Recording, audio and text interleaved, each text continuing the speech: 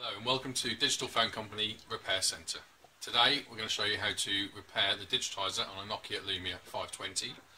The tools required is a T4 screwdriver, a plastic spudger, a plastic opening tool, and we also have our genuine replacement Nokia Lumia 520 Digitizer.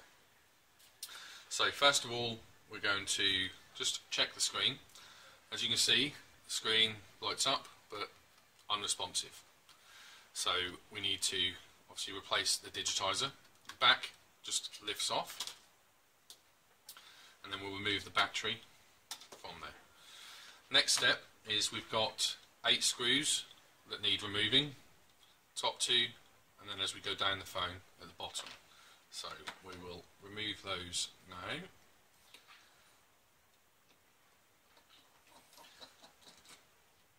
You'll also see I've got a magnetic mat to help keep all the screws together. So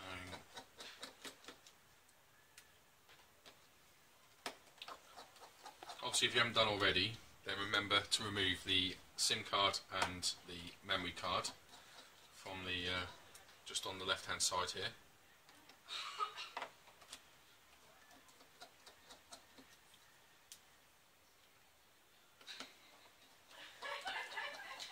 Once these screws are out, then we're just going to use our plastic opening tool just to lever in down the sides, and it should then separate from the sides there.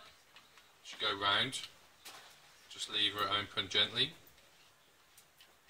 and your clips will then come off one at a time.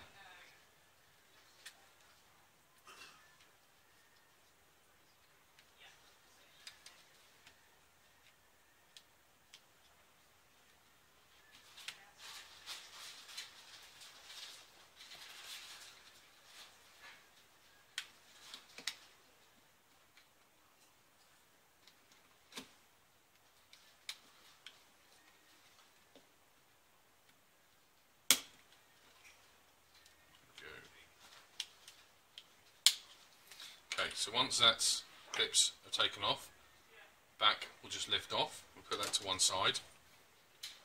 And there you have the internals of the phone. So we've just got our plastic spudger. There's 2 connectors that need to be removed.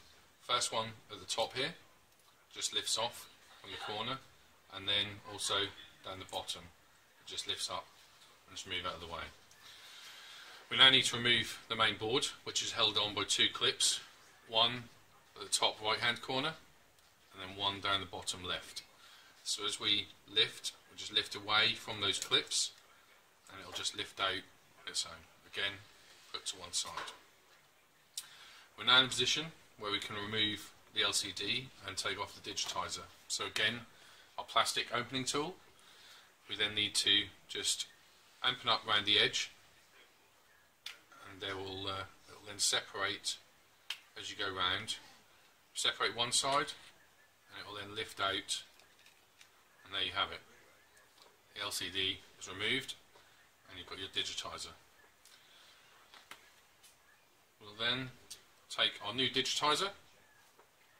One thing to remember is that if you get the genuine digitizer on the inside, there will be a plastic film which just needs to be removed, and then again as it came out, just remove any dust, but obviously just lay it back in to the frame, and again gently just push down just so it clips back into place. Once that's back into place, we can then again place our main board back in, remembering the clips at the bottom left and top right of the device. And they should just click down and we'll hold it in place. Once that's done, we can then obviously connect up again our LCD and digitizer cables. Just push down gently to get them connected. Again, we then place back on the back rear casing, and again just a little bit of pressure just to clip it all the way back in, so then back into place.